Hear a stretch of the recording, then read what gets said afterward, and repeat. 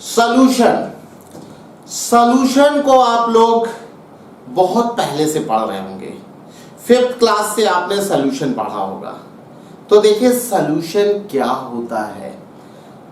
Solution is homogeneous mixture of 2 or more than 2 compounds is known as solution.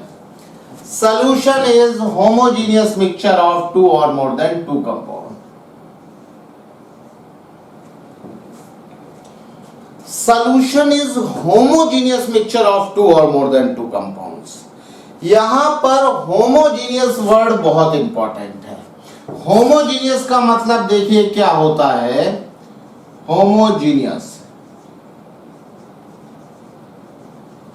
Homogeneous मतलब same parts,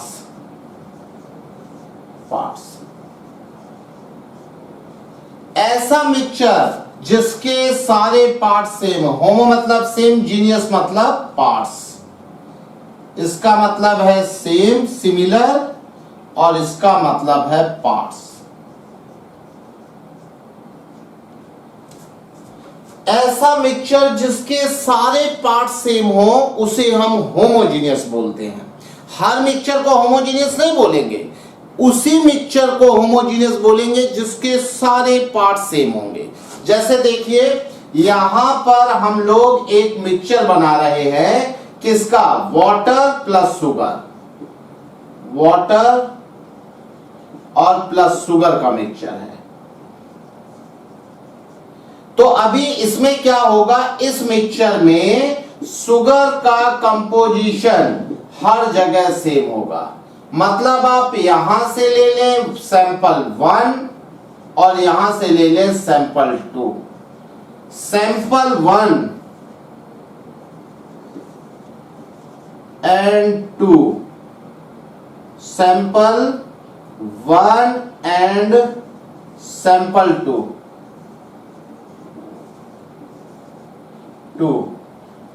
both have same percentage of sugar। अभी sample 1 और 2 इन दोनों में sugar का percentage same होगा। मतलब आप टॉप से 1 ml ले लीजिए और बॉटम से 1 ml ले लीजिए, जो शुगर का परसेंटेज टॉप पे होगा वही शुगर का परसेंटेज बॉटम का होगा। तो यहां पर सैंपल 1 और 2 दोनों पार्ट सेम है, इसीलिए ये वाला मिक्सचर क्या है? Homogeneous mixture. It is homogeneous, ये होमोजीनियस मिक्सचर है। अभी अगर दूसरा हम लोग एग्जांपल लेते हैं, दूसरे एग्जांपल में हम लोग ले रहे हैं वाटर और सैंड का मिक्सचर। यहां पर ये वाटर प्लस सैंड है। अभी वाटर और सैंड का जब मिक्सचर लेंगे तो हम देखेंगे टॉप पर क्या होगा? कम होगा, और बॉटम में सैंड का परसेंटेज ज्यादा होगा। तो अभी बॉटम में सैंड का परसेंटेज ज्यादा है और टॉप पर कम है। तो यहां से जो सैंपल लेंगे और यहां से सैंपल लेंगे, ये 1 सैंपल है और ये 2 सैंपल है। अभी सैंपल 1 और सैंपल 2 में सैंड का परसेंटेज अलग अलग होगा। Sample 1 and sample 2, 1 and sample 2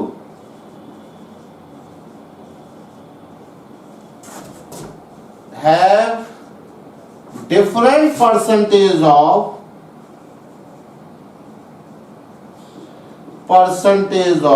sand। तो अभी यहां पर क्या है कि सैंपल 1 और 2 में सैंड का परसेंटेज अलग अलग है। This mixture is heterogeneous mixture.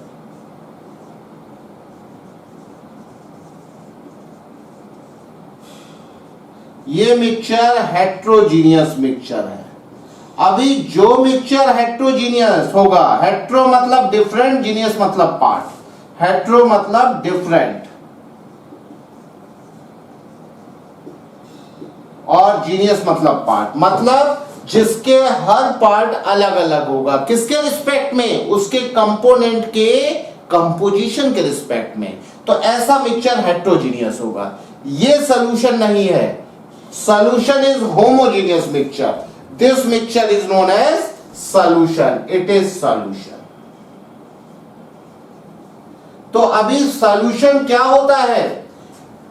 Solution होता है होमोजीनियस मिक्सचर ऑफ टू और मोर देन टू कंपोनेंट। यहां जरूरी नहीं कि वाटर और शुगर हो, इसमें वाटर, शुगर, सॉल्ट और भी कंपोनेंट हो सकते हैं, लेकिन हां हर कंपोनेंट का परसेंटेज हर पार्ट में, वो हम टॉप से पार्ट ले, बॉटम से ले, मिडिल से ले, कहीं से भी हम अगर इस मिक्सचर का कोई पार्ट लेते हैं तो उस पार्ट में सारे कंपोनेंट का कंपोजिशन सिमिलर होगा। ऐसे मिक्सचर को हम लोग होमोजेनियस मिक्सचर बोलेंगे। जो होमोजेनियस मिक्सचर होंगे वो सॉल्यूशन होंगे। There are two components of solution. Solution में दो टाइप के कंपोनेंट होंगे, एक सॉल्यूट और दूसरा सॉल्वेंट। इसको हम लोग डिस्कस कर लेते हैं। There are two components of solution. Solution के दो कंपोनेंट होंगे, एक होगा number 1 solute,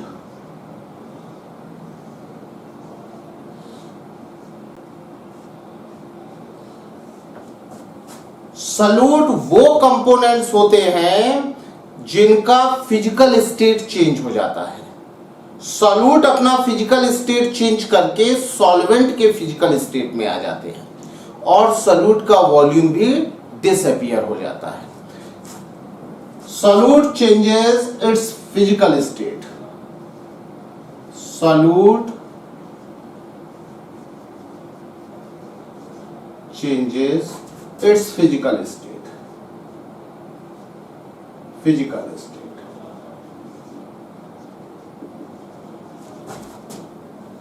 State.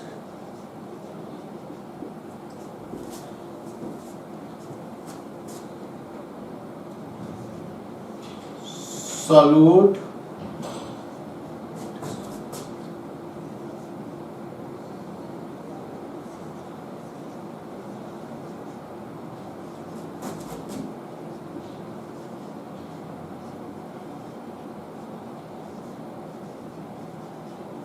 in true solution. True solutions.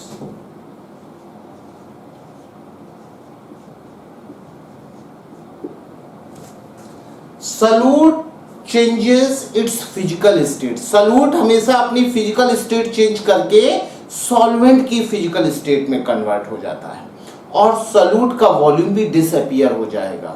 मतलब हम लोग कहेंगे कि वॉल्यूम जो होगा, वॉल्यूम ऑफ सॉल्यूशन क्या होगा? Volume of solution volume of solvent के बराबर होगा। जो सॉल्यूशन का वॉल्यूम होगा वो सॉल्वेंट के वॉल्यूम के बराबर होगा। देखिए कैसे, जैसे यहां पर आपने वाटर लिया, सपोज ये वाटर 1 लीटर वाटर है, 1 लीटर। अभी क्या होगा, इसमें आप जब शुगर ऐड कर देंगे, जब आप शुगर ऐड करेंगे तो शुगर क्या होगा, शुगर बेटा ऐड करने पर ये बॉटम में सेटल हो जाएगा। अभी ये शुगर जब आप ऐड करेंगे तो इसका वॉल्यूम इंक्रीज हो जाएगा, लेकिन जब आप डिसॉल्व कर देंगे, ऑन डिसॉल्विंग, जब आप डिसॉल्व कर देंगे,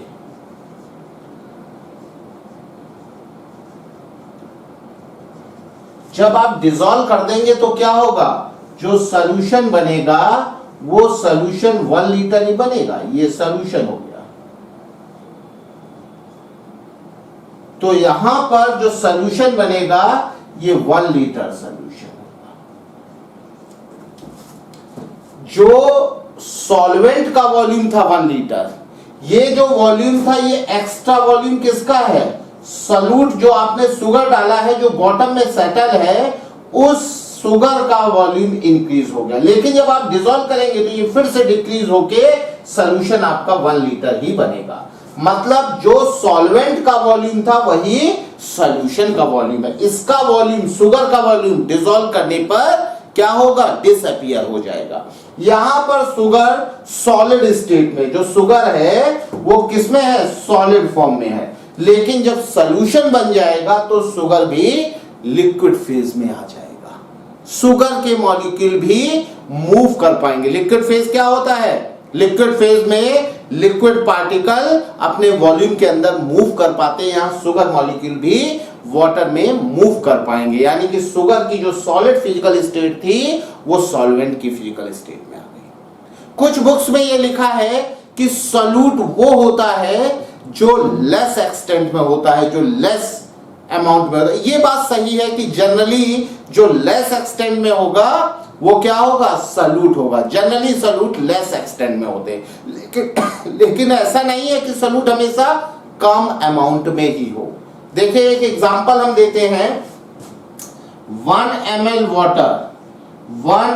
वाटर में 1700 ml अमोनिया डिसॉल्व हो सकती है। 1700 अमोनिया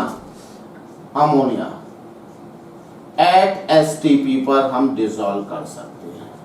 अभी 1 ml वाटर में 1700 अमोनिया STP पर डिसॉल्व हो जाएगी और फाइनल जो आपका सॉल्यूशन बनेगा वो 1 ml सॉल्यूशन बनेगा। तो ये अमोनिया 1700 ml है, 1700 ml, यहां पर अमोनिया 1700 ml है, लेकिन फिर भी क्या है, ये सॉल्यूट है और ये सॉल्वेंट है। क्यों, क्योंकि जो सॉल्वेंट का वॉल्यूम है वही फाइनल सॉल्यूशन का वॉल्यूम है।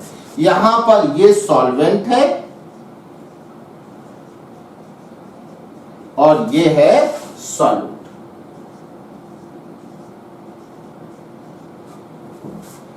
तो ऐसा नहीं है कि हमेशा ऐसा होगा कि सॉल्यूट कम होगा और सॉल्वेंट ज्यादा होगा। यहां पर देखिए सॉल्वेंट कम है, सॉल्यूट ज्यादा है। हमने कैसे इसे सॉल्यूट माना, क्योंकि इसका वॉल्यूम डिसअपियर हो गया और फाइनली जो सॉल्यूशन बनेगा वो लिक्विड फेज में बनेगा, इसने अपना फिजिकल स्टेट चेंज कर दिया। लेकिन जनरली क्या होता है, जो सॉल्यूट होते हैं वो लेस परसेंटेज में होते हैं। शुगर का यहां पर परसेंटेज कम है, इसलिए शुगर सॉल्यूट है और वाटर सॉल्वेंट है। अंडरस्टैंड? ठीक। Solute may be more than 1, may be more than 1, more than 1,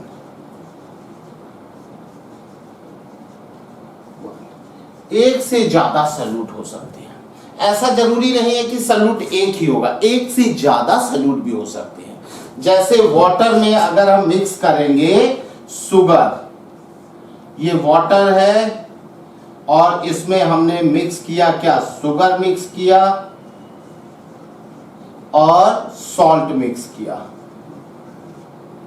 तो इसमें जो सॉल्यूशन बनेगा ये सॉल्यूशन बनेगा, सॉल्यूशन। इसमें जो सॉल्यूशन बनेगा इसमें सॉल्वेंट क्या होगा, सॉल्वेंट वाटर होगा, वाटर।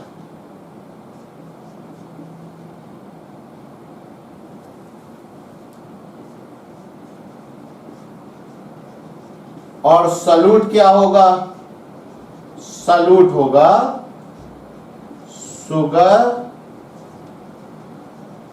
And salt. जितने भी कंपोनेंट अपनी फिजिकल स्टेट चेंज कर देंगे और उनका वॉल्यूम डिसअपियर हो जाएगा, वो सारे कंपोनेंट क्या होंगे, सॉल्यूट होंगे। यहां पर जो वाटर का वॉल्यूम होगा वही सॉल्यूशन का वॉल्यूम होगा। अगर यहां पर वॉल्यूम ऑफ वाटर अगर मान लीजिए यहां पर V लीटर है, तो जो फाइनल सॉल्यूशन आपको मिलेगा वो वॉल्यूम ऑफ सॉल्यूशन कितना होगा, V लीटर होगा, V लीटर होगा। तो जो आपका सॉल्वेंट का वॉल्यूम होगा वही सॉल्यूशन का वॉल्यूम होगा, दोनों का वॉल्यूम सेम होगा। देखिए सॉल्वेंट वो कंपोनेंट होगा जिसकी फिजिकल स्टेट और वॉल्यूम चेंज नहीं होगा।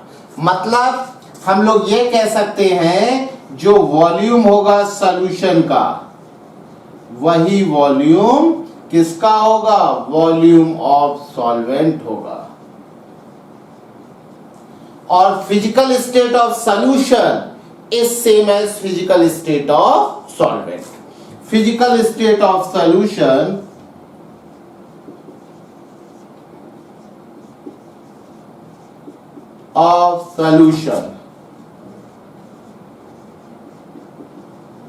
is same as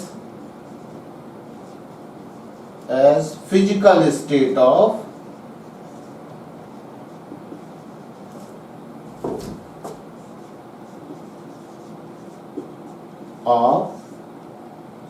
solvent। यहां पर बात क्या है कि जो फिजिकल स्टेट सॉल्वेंट की होगी वही फिजिकल स्टेट सॉल्यूशन की होगी। अगर सॉल्वेंट लिक्विड स्टेट में है तो सॉल्यूशन भी लिक्विड स्टेट में होगा। अगर सॉल्वेंट सॉलिड स्टेट में है, सॉल्वेंट सॉलिड भी एलॉय जो होते हैं उसमें सॉल्यूट भी सॉलिड होता है और सॉल्वेंट भी सॉलिड होता है। ऐसा जरूरी नहीं है कि सॉल्वेंट लिक्विड फेज में ही हो, सॉल्वेंट गैस भी हो सकता है, सॉल्वेंट लिक्विड भी हो सकता है, सॉल्वेंट आपका सॉलिड भी हो सकता है।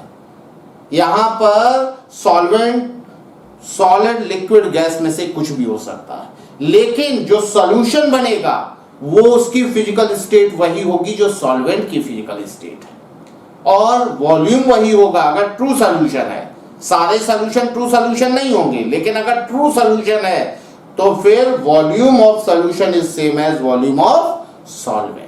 ठीक है ना। ऐसा क्यों होता है वो देखिए हम आपको बताते हैं।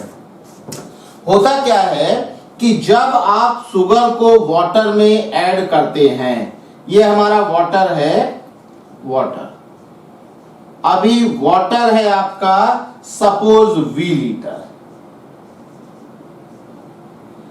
ठीक है ना। इसमें आपने शुगर ऐड की प्लस शुगर ऐड की, तो जब आप शुगर ऐड करेंगे तो क्या होगा, शुगर आपके बॉटम में पहले सेटल हो जाएगी, यहां पर शुगर सेटल हो जाएगी, सॉलिड फॉर्म में है, डिसॉल्व करना होगा, इससे इसका वॉल्यूम इंक्रीज हो जाएगा। अभी ऑन डिसॉल्विंग, जब आप डिसॉल्व करेंगे, ऑन डिसॉल्विंग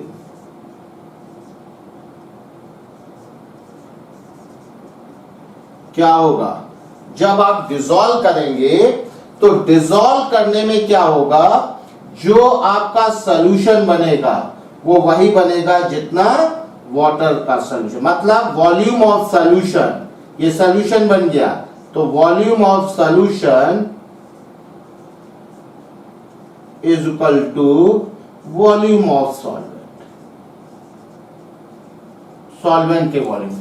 अभी क्या होगा, जो वाटर मॉलिक्यूल होंगे उन वाटर मॉलिक्यूल्स के बीच में जो इंटरमॉलिक्यूलर स्पेस होगा वहां पर सॉल्यूट पार्टिकल चले जाएंगे। ये वाटर मॉलिक्यूल के बीच में इंटरमॉलिक्यूलर स्पेस में शुगर पार्टिकल आ जाएंगे।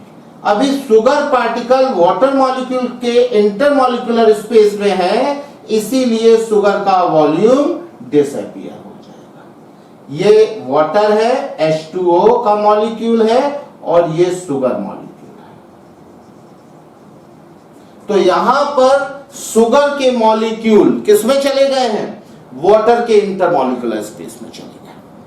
यही रीजन होता है कि जब आप शुगर को डिसॉल्व करेंगे वाटर में तो थोड़ा सा शुगर डिसॉल्व करेंगे वाटर में डिसॉल्व हो जाएगा, थोड़ा और शुगर डिसॉल्व करेंगे और डिसॉल्व हो जाएगा।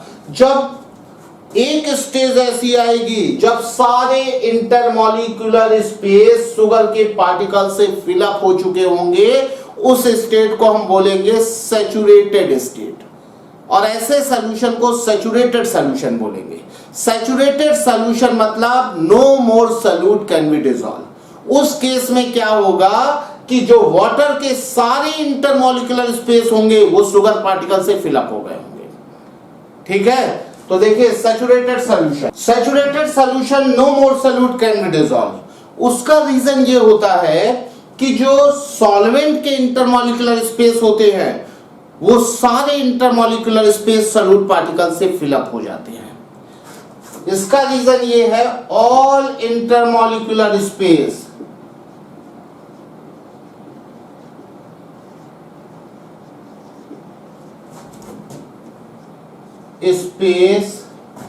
are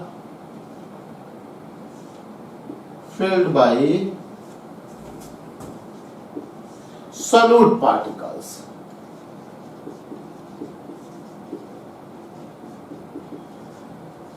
In saturated solution.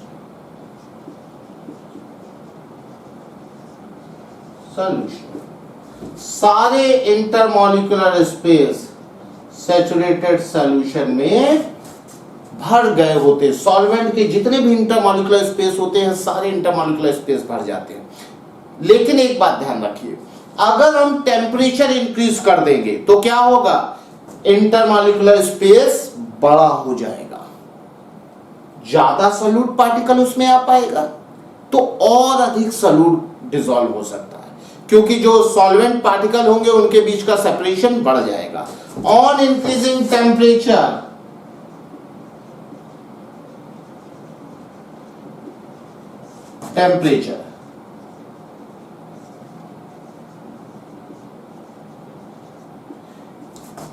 intermolecular space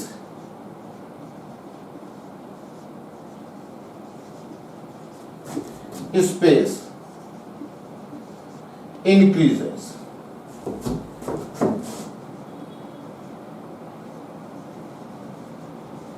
Thus, some solute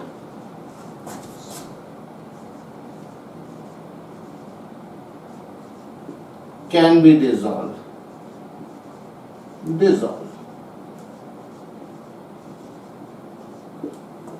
जो सैचुरेटेड सॉल्यूशन होगा उसमें जब हम टेम्परेचर इंक्रीज करेंगे तो ये इंटरमॉलिक्यूलर स्पेस क्या होगा, इंक्रीज कर जाएगा। ये थोड़ा सा इधर थोड़ा इधर।